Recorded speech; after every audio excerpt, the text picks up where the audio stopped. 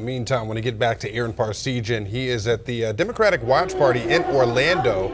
Aaron, as I know, a lot of people are out there watching the map and pulling out their calculator along the way.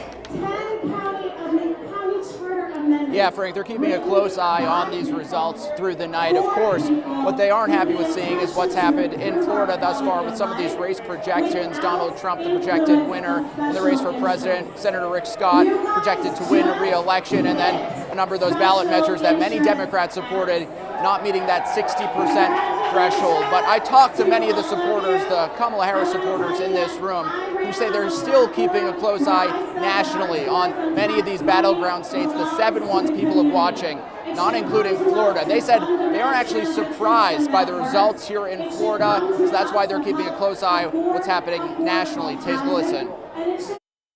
My hope is that perhaps we see more local organizing in Florida. And what I can say is that in Central Florida, we actually see a great deal of leadership. And I'm encouraged and enthusiastic by the leadership we see in, for example, Representative Ana Escamani and Carlos Guillermo Smith. I think we have a lot of really great local elected officials who can perhaps galvanize a new Democratic Party in Florida that could perhaps make it a more competitive state in the future.